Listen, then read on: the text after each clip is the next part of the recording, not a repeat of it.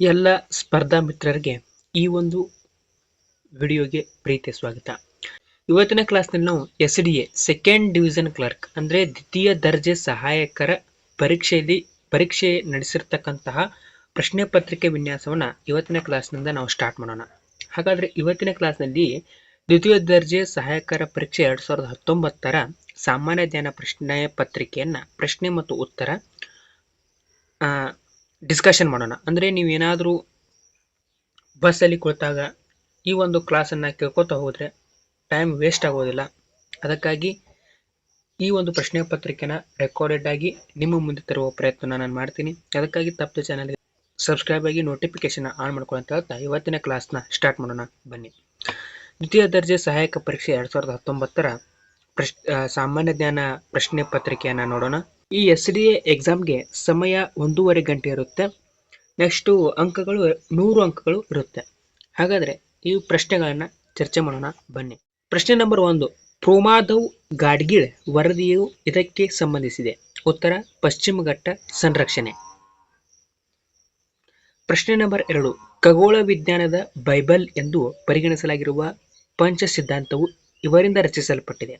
ವರಾಹಮಿಹಿರ. ಪ್ರಶ್ನೆ ನಂಬರ್ 3, ಕೆಳಗಿನ ಯಾವ ಶಾತವಾಹನ ದೊರೆ ಕಥಾ ಸಪ್ತಪತಿ ಕೃತಿಯನ್ನ ರಚಿಸಿದರು. ಉತ್ತರ ಹಾಲ. ಪ್ರಶ್ನೆ ನಂಬರ್ 4, ಚಾಲುಕ್ಯ ವಂಶದ ಸ್ಥಾಪಕ ಯಾರು. ಉತ್ತರ ರಾಜ ಜಯಸಿಂಹ. ಪ್ರಶ್ನೆ ನಂಬರ್ 5, ಈ ಕೆಳಗಿನ ಘಟನೆಗಳನ್ನು ಕಾಲಾನುಕ್ರಮವಾಗಿ ಜೋಡಿಸಿ. ಪ್ರಶ್ನೆ ನಂಬರ್ 6, ಈ ಕೆಳಗಿನ ಯಾವ ಸ್ಥಳವು ವಿಶ್ವ ಸಾಂಸ್ಕೃತಿಕ ಪರಂಪರಾ ತಾಣಕ್ಕೆ ಸೇರುವುದಿಲ್ಲ. ಉತ್ತರ ಚಿತ್ರದುರ್ಗ. ಪ್ರಶ್ನೆ ನಂಬರ್ 7, ಈ ಕೆಳಗಿನ ಯಾವ ಬೆಳೆಯನ್ನ ಹರಪ್ ನಾಗರಿಕತೆಯಲ್ಲಿ ಬೆಳೆಯುತ್ತಿರಲಿಲ್ಲ. ಉತ್ತರ ಕಬ್ಬು. ಪ್ರಶ್ನೆ ನಂಬರ್ 8, ಯಾವ ಕೃತಿಯನ್ನು ಸಂಸ್ಕೃತ ಭಾಷೆಯ ಪ್ರಥಮ ವಿಶ್ವಕೋಶ ಎಂದು ಪರಿಗಣಿಸಲಾಗಿದೆ. ಉತ್ತರ ಮಾನಸೋಲ್ಲಾಸ. ಪ್ರಶ್ನೆ ನಂಬರ್ 9, ಮೂರನೆಯ ಪಾನಿಪತ್ ಕದನದಲ್ಲಿ ಮರಾಠ ಸೈನ್ಯದ ನಾಯಕತ್ವವನ್ನು ವಹಿಸಿದ್ದವರು ಯಾರು. ಉತ್ತರ ಸದಾಶಿವ ರಾವ್. ಪ್ರಶ್ನೆ ನಂಬರ್ 10, ಈ ಕೆಳಗಿನವರಲ್ಲಿ ಯಾರು ಕ್ಯಾಬಿನೆಟ್ ಮಿಷನ್ ಅನ್ನ ಸದಸ್ಯರಾಗಿರಲಿಲ್ಲ. ಉತ್ತರ ಸಿರಿಲ್ ರಾಡ್ಕ್ಲಿಫ್.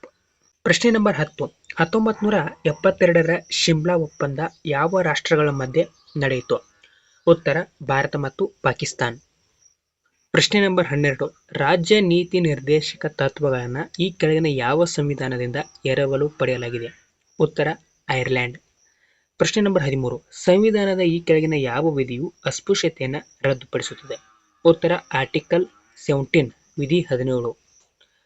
ಪ್ರಶ್ನೆ ನಂಬರ್ 14, ಭಾರತದ ಪ್ರಥಮ ಮುಖ್ಯ ಚುನಾವಣಾ ಆಯುಕ್ತರು.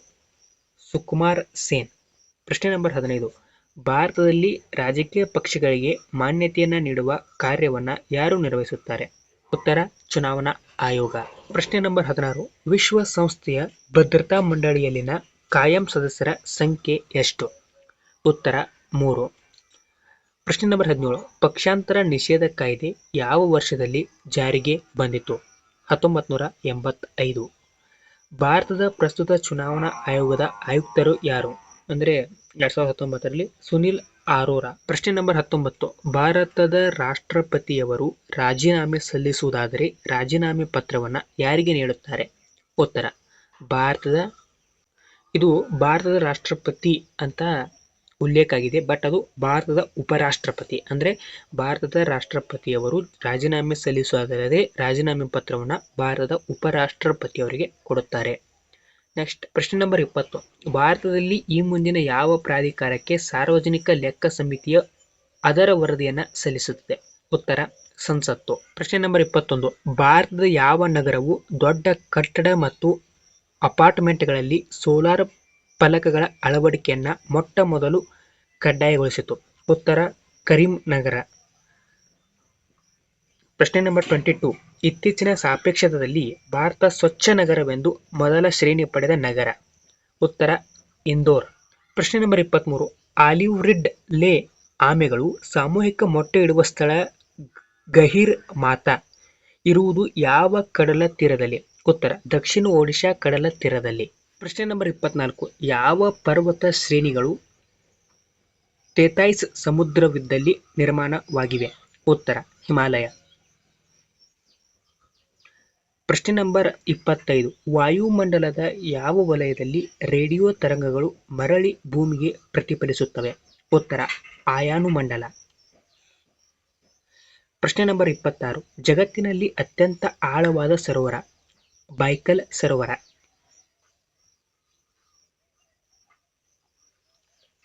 ಪ್ರಶ್ನೆ ನಂಬರ್ 27. ಕೆಳಗಿನ ಘಟನೆಗಳನ್ನು ಗಮನಿಸಿ ಸರಿಯಾದ ಕಾಲಾನುಕ್ರಮವನ್ನು ಗುರುತಿಸಿ. ಎ. ಗಾಂಧಿ ಇರುವಿನ ಒಪ್ಪಂದ.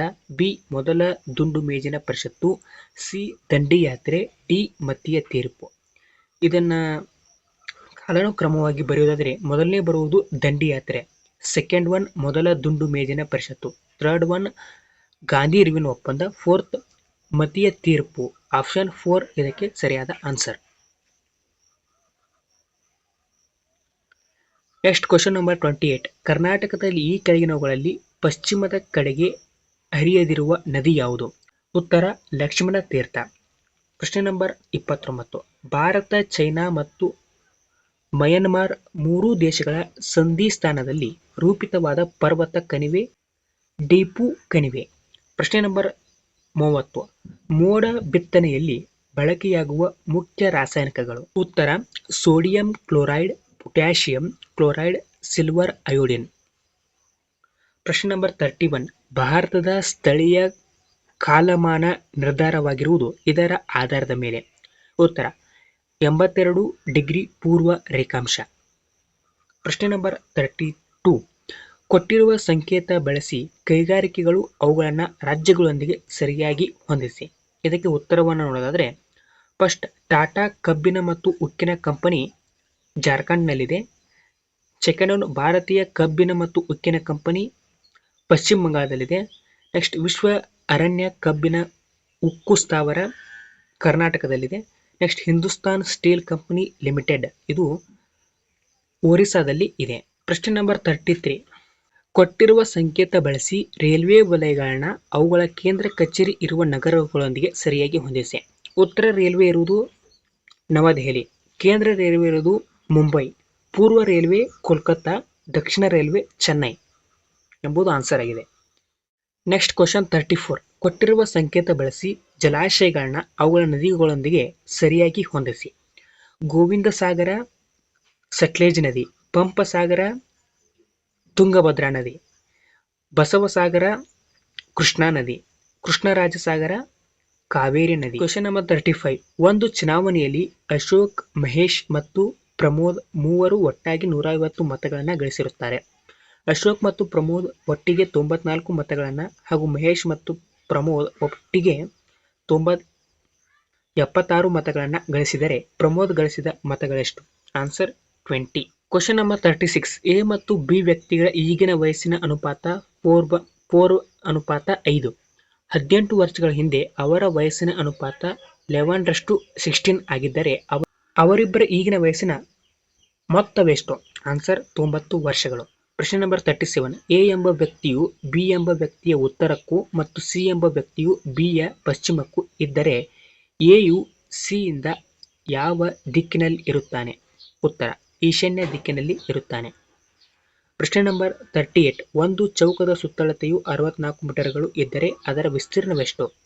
ಆನ್ಸರ್ 256 ಚದರ ಮೀಟರ್ಗಳು. ಪ್ರಶ್ನೆ ನಂಬರ್ 39. ಯಾವ ಸಂಖ್ಯೆಯನ್ನು 40% ನಷ್ಟು 1200ಕ್ಕೆ ಸಮನಾಗಿದೆ? ಉತ್ತರ 3000. ಪ್ರಶ್ನೆ ನಂಬರ್ 40. ಗುರುಚಂದನ್ಗಿಂತ ಉಮಾಳು ಚಾಣಾಕ್ಷತೆಯನ್ನು ಹೊಂದಿದವಳಾಗಿದ್ದು ಗುರುಚಂದನ್ ನಾಣ್ಣಿಗಿಂತಲೂ ಚಾಣಾಕ್ಷತೆಯಾಗಿರುತ್ತಾನೆ. ಆದರೆ ನಾಣ್ಣಿಯು ಭಾರತಿಗಿಂತಲೂ ಚಾಣಾಕ್ಷತೆಯನ್ನು ಹೊಂದಿರುವವಳಾಗಿದ್ದಲ್ಲಿ ನಾಲ್ವರಲ್ಲಿ ಯಾರು ಅತಿ ಚಾಣಾಕ್ಷರು? ಉತ್ತರ ಉಮಾ. ಪ್ರಶ್ನೆ ನಂಬರ್ 41. ಜೆಟ್ ವಿಮಾನದ ಕಾರ್ಯನಿರ್ವಹಣೆಯ ನ್ಯೂಟನ್ನರ ಈ ನಿಯಮಕ್ಕೆ ಸಂಬಂಧಿಸಿದೆ? ಉತ್ತರ ಚಲನೆಯ 3ನೇ ನಿಯಮ. ಪ್ರಶ್ನೆ ನಂಬರ್ 42. ತೆಳು ಸೋಪಿನ ಪೊರೆಯಲ್ಲಿನ ಬಣ್ಣವು ಹಗಲಿನಲ್ಲಿ ಕಾಣಲು ಕಾರಣ? ಉತ್ತರ ಬೆಳಕಿನ ವ್ಯತಿಕರಣ. ಪ್ರಶ್ನೆ ನಂಬರ್ 43. ನೈಸರ್ಗಿಕ ಹಸಿರುಮನೆ ಪರಿಣಾಮದ 80% ಈ ಅನಿಲದಿಂದ ಉಂಟಾಗುತ್ತದೆ? ಉತ್ತರ ನೀರಾವಿ. ಪ್ರಶ್ನೆ ನಂಬರ್ 44. ವಾಯುವಿನಲ್ಲಿ ಶಬ್ದದ ವೇಗ ಇದನ್ನು ಅವಲಂಬಿಸಿಲ್ಲ, ಸ್ವತಂತ್ರವಾಗಿದೆ. ಉತ್ತರ ಒತ್ತಡವನ್ನು ಅವಲಂಬಿಸಿಲ್ಲ. ಪ್ರಶ್ನೆ ನಂಬರ್ 45. ಒಂದು ಮಳೆ ಹನಿಯು ದುಂಡಾಗಿರಲು ಕಾರಣವಾದ ಭೌತಿಕ ವಿದ್ಯಮಾನವು ಈ ಕೆಳಗಿನಲ್ಲಿ ಯಾವುದು? ಯಾವುದಂದ್ರೆ ಮೇಲ್ಮೈ ಸೆಳೆತ. ಪ್ರಶ್ನೆ ನಂಬರ್ 46. ಚಂದ್ರಗ್ರಹಣ ಯಾವಾಗ ಉಂಟಾಗುತ್ತದೆ? ಉತ್ತರ ಭೂಮಿ, ಸೂರ್ಯ ಮತ್ತು ಚಂದ್ರನ ನಡುವೆ ಬರುವುದು. ಪ್ರಶ್ನೆ ನಂಬರ್ 47. ಅಪಾರದರ್ಶಕವಾದ ಒಂದು ಕಾಗದದ ಹಾಳೆಯು ನಮಗೆ ಕೆಂಪಾಗಿ ಕಾಣಲು ಕಾರಣವೇನು? ಉತ್ತರ ಅದು ಕೆಂಪು ಬೆಳಕನ್ನು ಪ್ರತಿಫಲಿಸುತ್ತದೆ. ಪ್ರಶ್ನೆ ನಂಬರ್ 48. ಸಮೀಪ ದೃಷ್ಟಿ ಇರುವ ಒಬ್ಬ ವ್ಯಕ್ತಿಯಲ್ಲಿ ಬಿಂಬವು ಅವನ ಕಣ್ಣುಗಳಲ್ಲಿ ರೆಟಿನಾ ಮುಂಭಾಗದಲ್ಲಿ ಮೂಡುತ್ತದೆ. ಪ್ರಶ್ನೆ ನಂಬರ್ 49. ಭೂಮಿಯ ಮೇಲಿನ ಗುರುತ್ವಾಕರ್ಷಣೆಯಿಂದ ಉಂಟಾಗುವ ವೇಗೋತ್ಕರ್ಷ g ಯ ಮೌಲ್ಯವು ಧ್ರುವಗಳಲ್ಲಿ ಗರಿಷ್ಠವಾಗಿರುತ್ತದೆ. ಪ್ರಶ್ನೆ ನಂಬರ್ 50. ಸಾಗರದ ಆಳವನ್ನು ಮಾಪನ ಮಾಡುವ ಉಪಕರಣ ಗಹನ ಮಾಪನ. ಪ್ರಶ್ನೆ ನಂಬರ್ 51. ಬೆಸುಗೆಗಾರರು ಕನ್ನಡಕ ಅಥವಾ ಮುಖವಾಡವನ್ನೇಕೆ ಧರಿಸುತ್ತಾರೆ? ಉತ್ತರ ಕಣ್ಣುಗಳನ್ನು ಅತಿ ನೇರಳೆ ಕಿರಣಗಳಿಂದ ರಕ್ಷಿಸಲು. ಪ್ರಶ್ನೆ ನಂಬರ್ 52. ಅಪರ್ಯಾಸ್ತ ದ್ರವ ತೈಲವನ್ನು ಅಪಕರ್ಷಣೆಗಳ ಬೆಳಕಿನಿಂದ ಘನವಾಗಿಸುವುದು ದ್ವಿಬಂಧಗಳನ್ನು ಹೋಗಲಾಡಿಸುವ ಮೂಲಕ. ಇದರ ಹೆಸರು? ಆನ್ಸರ್ ಹೈಡ್ರೋಜನೀಕರಣ. ಕ್ವೆಶ್ಚನ್ 53. ಬಟ್ಟೆ ಒಗೆಯುವುದು ಸೋಪಿನಲ್ಲಿರುವುದು ಕೊಬ್ಬಿನಾಮ್ಲದ ಸೋಡಿಯಂ ಲವಣ. ಪ್ರಶ್ನೆ ನಂಬರ್ 54. ಪ್ರತಿ ಬ್ಯಾಕ್ಟೀರಿಯಾ ಔಷಧಿಗಳ ಪೈಕಿ ಪ್ರತಿ ಜೀವಕವಲ್ಲದ್ದು ಈ ಕೆಳಗಿನಲ್ಲಿ ಯಾವುದು? ಯಾವುದಂದ್ರೆ ಬ್ಯಾಕ್ಟ್ರಿಮ್ ಡಿಎಸ್. ಪ್ರಶ್ನೆ ನಂಬರ್ 55. ಎನ್ ಮಾದರಿ ಅರೆವಾಹಕದಲ್ಲಿ ಹೆಚ್ಚುವರಿಯಾಗಿ ಇರುವ ಕಣ ಎಲೆಕ್ಟ್ರಾನ್. 56. ವಿಕಿರಣಶೀಲ ಸಮಸ್ಥಾನಿಯ ಅರ್ಧ ಆಯುಷ್ಯ 3 ದಿನಗಳಿಸಿದ್ದು ಅದನ್ನು 12 ದಿನಗಳ ಅನಂತರ ಪಡೆಯಲಾಗಿದೆ. ಧಾರಕದಲ್ಲಿ 3 ಗ್ರಾಂ ಸಮಸ್ಥಾನಿಯ ದೊರೆತಿದೆ. ಸಮಸ್ಥಾನಿಯ ಪ್ರಾರಂಭಿಕ ಸಮಸ್ಥಾನ ಇದ್ದದ್ದು 48 ಗ್ರಾಂ. ಪ್ರಶ್ನೆ ನಂಬರ್ 57. ವಂಶವಾಹಿಯೊಂದು ಇನ್ನೊಂದು ವಂಶವಾಹಿಯ ಅಂದರೆ ಅಭಿವ್ಯಕ್ತಿಯನ್ನು ಕಾರ್ಯ ಮರೆಮಾಡುವುದನ್ನು ಹೀಗೆ ಅನ್ನುತ್ತಾರೆ? ಉತ್ತರ ಎಪಿಸ್ಟಾಸಿಸ್. 58. ನಿದ್ರಾರೋಗಕ್ಕೆ ವಾಹಕ ಟೆಸ್ಟೋಸ್ಟೆರೋನ್. Question number 59. ಚೇಳಿನಲ್ಲಿ ಉಸಿರಾಟವು ಈ ಮೂಲಕ ಬುಕ್ ಲಂಗ್ಸ್. 60. ಡೌನ್ ಸಿಂಡ್ರೋಮ್ ಎಂಬುದು ಇದರ ಸ್ಥಾನಾಂತರ ಟ್ರೈಸೋಮಿ 21. Question number 61. ಇದು ಕೀಟಹಾರಿ ಸಸ್ಯಕ್ಕೆ ಉದಾಹರಣೆ? ಉತ್ತರ ಪೀಚರ್ ಪ್ಲಾಂಟ್. 62. ಸಸ್ಯಕಾಯದ ವಾಯುವಿನ ಭಾಗಗಳಿಂದ ನೀರು ಹೆಚ್ಚಿಗೆ ಆವಿಯಾಗುವ ಕ್ರಿಯೆ ಬಾಷ್ಪ ವಿಸರ್ಜನೆ. 63. ವಾಟರ್ ಬ್ಲೂಮ್ಗಳು ಇದರಿಂದಾದವು? ಉತ್ತರ ಅಲ್ಗಿ. 64. ಇದು ವಾತಾವರಣದಲ್ಲಿನ ಸಾರಜನಕವನ್ನು ಸ್ವೀಕರಿಸುವುದಿಲ್ಲ. ಆನ್ಸರ್ ನೈಟ್ರೋಸೋಮೋನಾಸ್. 65. 2011ರ ಜನಗಣತಿಯಂತೆ ಭಾರತದ ಜನಸಾಂದ್ರತೆಯು ಪ್ರತಿ ಚದರ ಕಿಲೋಮೀಟರ್ಗೆ 382 ಇತ್ತು. 66. ಪ್ರಪಂಚದ ಅತ್ಯಂತ ದೊಡ್ಡ ಮರುಭೂಮಿ ಸಹರಾ. 67. ಭಾರತದ ಅತ್ಯಂತ ಹೆಚ್ಚು ಉದ್ದ ಕರಾವಳಿ ತೀರಗಳಿರುವ ರಾಜ್ಯ ಗುಜರಾತ್. 60. ಪಟ್ಟಿ ಮತ್ತು ಪಟ್ಟಿಗಳನ್ನು ಹೊಂದಿಸಿ ಬರೆಯಿರಿ.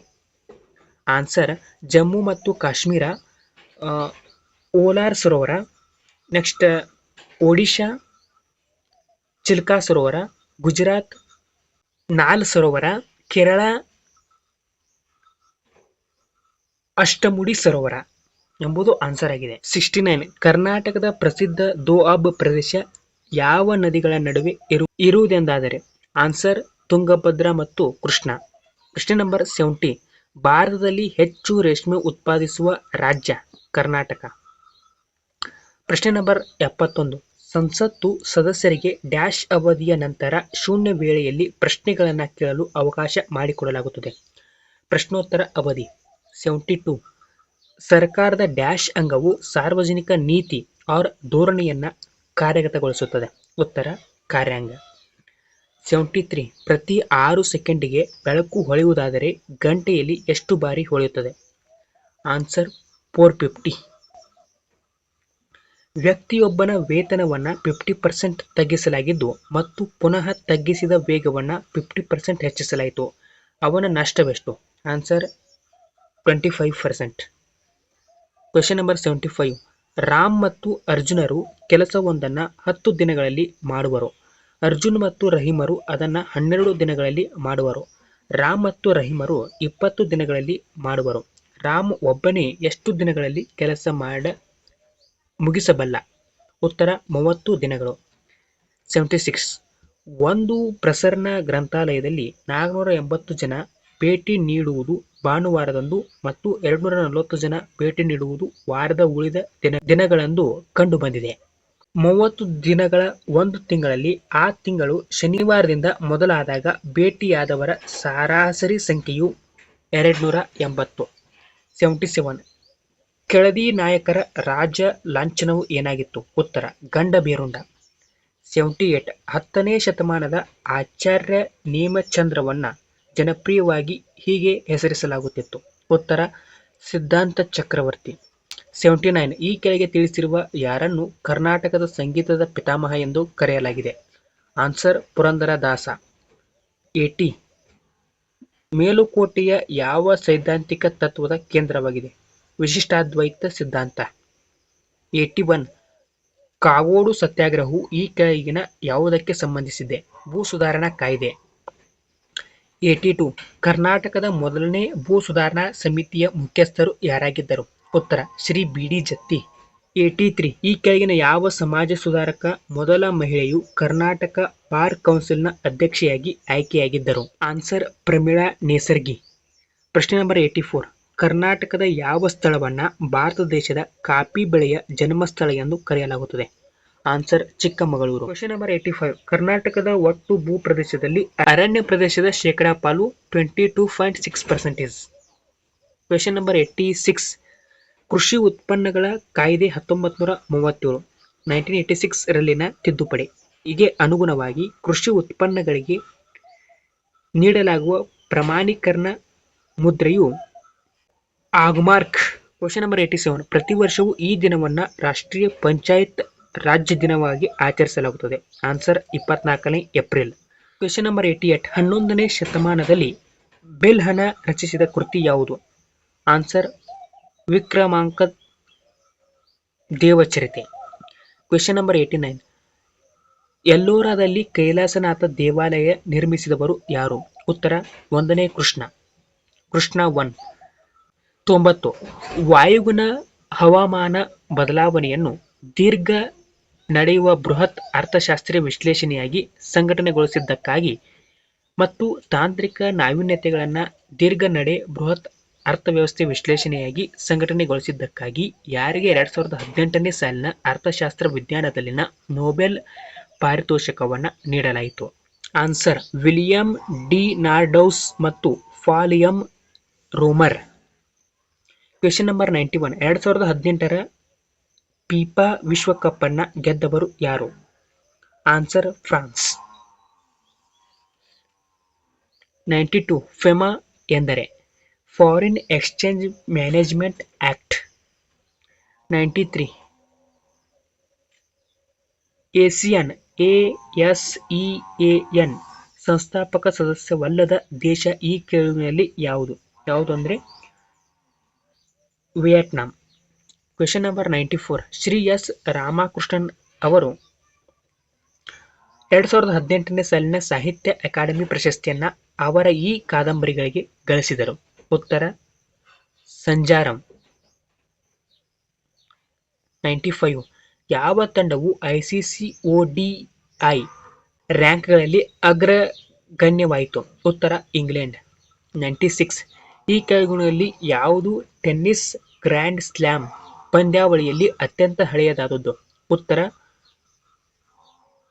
ಎಂಬಲ್ಟನ್. Question number 97. ಈ ಕೆಳಗಿನ ಯಾವ ನದಿಯು ಜಲಾನಯನದಲ್ಲಿ ಭೂಜಲ ಮಟ್ಟದ ನೀರಿನ ಉಪಯುಕ್ತತೆಯು ಕನಿಷ್ಠವಾಗಿದೆ? ಉತ್ತರ ಬ್ರಹ್ಮಪುತ್ರ.